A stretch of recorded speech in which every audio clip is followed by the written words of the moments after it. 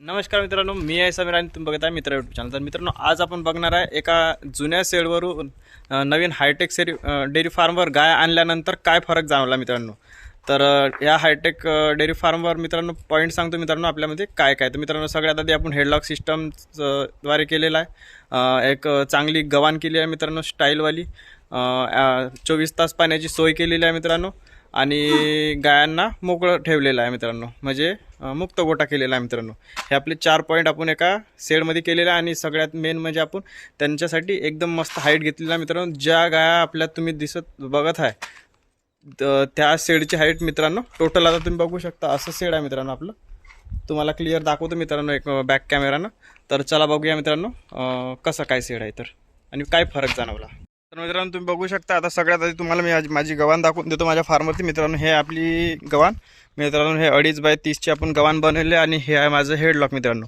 हेडलॉकमुळे मित्रांनो हा फायदा झाला गायांना दूध काढायसाठी मित्रांनो 1% मला काही प्रॉब्लेम होत नाही मित्रांनो. डायरेक्ट गाय येतात. आपण इथं सगळ्यात इथे आता समजा हे हेडलॉक सगळं टोटली बंद आहे. आता या गायांना इकडे खायला येता येत नाही. चारा पूर्ण खाऊन मित्रांनो बघू शकता. गव्हाण मस्त क्लीन झालेली आहे. त्याच्यानंतर थोडासा फार चारा होता तो आपण कचरा होता तर ते आपण झाडून टाकलेला आहे. तर सगळ्यात मोठा फायदा झालेला आहे मित्रांनो आपल्याला हेडलॉक सिस्टम आणि हे गव्हाणचा. मित्रांनो, गायांना खाण्यासाठी काही पण प्रॉब्लेम होत नाही. आणि गायांना बांधण्यासाठी तर 1% प्रॉब्लेम नाही होत मित्रांनो. हे बघू शकता इथं सायलेज बनवून ना मित्रांनो. या इथून सायलेज घेतलं त्याच्यानंतर इथं टाकत असतो आपण. तर टाकल्यानंतर मित्रांनो हे जे हेडलॉकची हे जे कडी आहे मित्रांनो, हे आपण इकडे खिचून घ्यायची. हेडलॉकमधून सरळ गाय येतात आणि खातात. त्याच्यानंतर ते वर करून देतो पुन्हा. ते सगळ्या गाय ॲटोमॅटिक लॉक झालेल्या आहे असं समजायचं मित्रांनो. गायांना एक पण बाहेर निघता येत नाही मित्रांनो. अशा प्रकारे हा हेडलॉकचा मित्रांनो सगळ्यात मोठा फायदा झालेला आहे मित्रांनो मला. तर हेडलॉकसाठी मी रेटिंग देतो मित्रांनो 10. 1 पैकी 10. तर मित्रांनो माझ्याकडून हेडलॉकसाठी रेटिंग जे आहे मित्रांनो 10. कारण मला सगळ्यात मोठा फायदा झालेला आहे हेडलॉकचा. आणि गायांची धारा काढताना मित्रांनो काही प्रॉब्लेम येत नाही. आणि एका गायीला मित्रांनो म्हणजे ट्रीटमेंट करायची होती मला. तर तिला हेडलॉकमध्ये लॉक केला आणि तसेच लगेच मित्रांनो मस्त औषध पण पाजता आलं. काही प्रॉब्लेम नाही मित्रांनो. गाय मागत जातच नाही. तिला म्हणजे इकडे तिकडे जाता येत नाही हेडलॉक असल्यामुळे. तर मित्रांनो हा एकदम फायदा झालेला आहे मित्रांनो हेडलॉक सिस्टमचा. तर तुमच्या पण फार्मवर मित्रांनो हेडलॉक सिस्टम आहे का तर मला कमेंट्समध्ये सांगा मित्रांनो. आणि तुमच्याकडे किती खर्च आला ते पण सांगा. आणि दुसरा नंबर मित्रांनो, हे जे एकदम मी स्टाईल लावली गव्हाणीवर. तर मित्रांनो स्टाईल लावण्याचा जो फायदा झालेला आहे मित्रांनो, याच्यामध्ये खडे गोटे आहे लोखंड वगैरे काही गेलं मित्रांनो तर डायरेक्ट दिसून पडते मित्रांनो.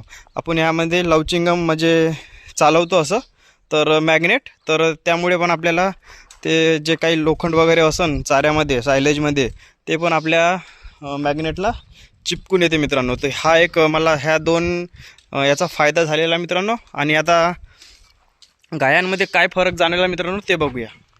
तर मित्रांनो सगळ्यात मोठा फायदा झालेला आहे गायांमध्ये मित्रांनो. सगळ्या गायांना आपल्याला मोकळं ठेवता येते मित्रांनो. तुम्ही बघू शकता गाय एकदम मस्त हे करत आहे मित्रांनो रोयका. आणि तुम्ही बघू शकता गायांमध्ये मित्रांनो चमक वापस आली आहे. आतापर्यंत आम्ही किती पण खाऊ घातलं मित्रांनो तर गायांमध्ये काही फरक जाणवत नव्हता. दूध पण वाढत नव्हतं. सरळ सांगतो मित्रांनो, शेडचा 90% फरक पडते मित्रांनो. जर तुमच्यापाशी चांगल्या ब्रीडच्या गाय असेल आणि शेड नसेल तर त्या दूध देणार ना मित्रांनो. तुम्ही लक्षात ठेवा माझं मित्रांनो. हे गाय आपल्याकडे मागच्या म्हणजे साध्या शेडमध्ये मित्रांनो 25 लिटरपर्यंत गेली. पण मी हे सांगतो गाय हे 30 लिटरच्या वरची गाय आहे मित्रांनो. तर ह्या क्वालिटीची गाय आहे मित्रांनो. आता हिचं बॉडी स्कोअर पण खूप घटलेला आहे मित्रांनो. तिथं किती पण खाऊ घातलं तरी मित्रांनो त्यांच्या अंगाला लागत नव्हतं. तर हा माझा पर्सनल एक्सपिरियन्स आहे मित्रांनो. आणि गायांना भूक नव्हती वाढत मित्रांनो. इथे विषय असा झालेला आहे, थोड्या चाऱ्यामध्ये गाय मस्त एकदम मस्त दिसतात. आणि चमक पण वापस आलेली आहे मित्रांनो. आणि दिवसभर मस्त त्यांना लागते तितकं घुमते मित्रांनो. बघू शकता इतका मोठा एरिया आपण केलेला आहे. आणि त्यांना जिथे वाटते तिथे बसते मित्रांनो. आता फ्लोरिंग केलेलं आहे मित्रांनो आपण. त्या फ्लोरिंगवर बसायचं असेल तर फ्लोरिंगवर बसतात. आणि इकडे जे मित्रांनो हा मुरुमचा एरिया बघू शकता. 3 आपण टप्पे केलेले आहे. हा एक फ्लोरिंगचा एरिया मित्रांनो. दुसरा नंबर हा मित्रांनो मुरुमचा एरिया आहे. आणि तिसरा नंबर हा मित्रांनो मातीचा एरिया आहे. तुम्हाला एक वेळा दुरून दाखवतो मित्रांनो. व्हिडिओ नक्की शेवटपर्यंत बघा. एक मी तुम्हाला मस्त ह्या फार्मवरची टेक्नॉलॉजी दाखवणार आहे. तर मित्रांनो नक्की शेवटपर्यंत बघा. आता फार्मवर काम कोणतं बाकी आहे हे पण सांगतो मित्रांनो तुम्हाला. तर बघू शकता आपलं हे असं शेड आहे मित्रांनो. हा जो मुक्त गोठा आहे मित्रांनो 45 फूट केलेला आहे आणि ते जे गाया जिथे उभ्या आहेत जे कवर आहे 89 सिमेंटचा तो एरिया 30 फूट आहे मित्रांनो. तर असा आपला पूर्ण फार्म आहे मित्रांनो. तर सध्या अजून पण काम बाकी आहे मित्रांनो. तर फार्मवर काम कोणतं बाकी आहे ते पण सांगतो मित्रांनो. आता फॉगर सिस्टम फिट करायचं आहे. इकडे मिल्किंग मशीन दिसतं मित्रांनो, मिल्किंग मशीन आणि STP ते फिट करायचं आहे. आणि ह्या साईडून नेट लावायची आहे हिरवीवाली मित्रांनो. हे शेडची हाईट घेतल्यामुळे आपल्याला हा एक फायदा झाला का, टेम्परेचर बिलकुल वाटत नाही मित्रांनो. दुपारी पण टेम्परेचर बिलकुल नॉर्मल वाटते. सिमेंटच्या टिना घेतल्या आणि हाईट जास्त असल्यामुळे गायांना बिलकुल त्रास होत नाही राहिला मित्रांनो एवढ्या उन्हात पण.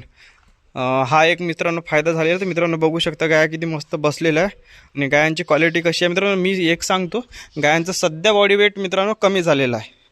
सरळ सांगतो, माझी चुकी आहे असं म्हणू शकतो किंवा माझं शेड चांगलं नव्हतं हे पण म्हणू शकतो. कारण गायांना किती पण खायला टाकलं गाया खायला तयार नव्हत्या मित्रांनो टेम्परेचरमुळे. तर लगेच आपण इकडल्या बाजूचं शेड थांबवून दिलं आणि हेवाला सगळ्यात आधी कंप्लीट केलं आणि तशाच लगेच गाया घेऊन आलो मित्रांनो आपण या फार्मवरती. तर मित्रांनो हा मला फरक जाणवलेला आहे आणि दुधामध्ये मित्रांनो 10 लिटरची वाढ झालेली आहे 2 टायमाची. तर आता सध्या किती लिटर दूध आहे ते तुम्हाला जर आता नेक्स्ट व्हिडिओमध्ये मित्रांनो मी लाईव्ह मिल्किंग दाखवणार आहे मित्रांनो तुम्हाला. आणि STP वगैरे फिट करायचा आहे. हा टोटल आता सध्या फार्मची सफाई व्हायची आहे कारण STPची फिटिंग व्हायची आहे. इथून फॉगरची सिस्टम लावायचं आपल्याला वरच्या बाजूला. STP फॉगर मिल्किंग मशीन आणि ॲटोमॅटिक पाण्याचं सिस्टम हे थोडंसं बाकी आहे मित्रांनो. आज उद्या होऊन जाईल. आणि इकडल्या बाजूला मित्रांनो हे बघू शकता, हा जो एरिया आहे आता हा मधातला हा 10 फूट मित्रांनो ट्रॅक्टर जायसाठी केलेला आहे. तिकडून पण सेम असं स्ट्रक्चरचं शेड आहे मित्रांनो. जसं या बाजूला दिसतं आहे तसंच सेम तिकडल्या बाजूला आहे कालवडीसाठी मित्रांनो. सध्या आपल्याकडे 4 कालवडी आहे. तर त्या 4 कालवडीला आपण करणार आहे मित्रांनो तिकडल्या बाजूला शेड. म्हणजे असं सेम सगळं फ्लोरिंग ॲटोमॅटिक सिस्टम हिरवी नेट हे सगळं टोटल हेडलॉक नाही बनवणार आहे, छोटंसं हेडलॉकसारखंच कालवडीसाठी आपण बनवणार आहे मित्रांनो. तर अशा प्रकारे आपण दुसरा पण आता आपला त्या साईडचा कप्पा पण तयार करणार आहे.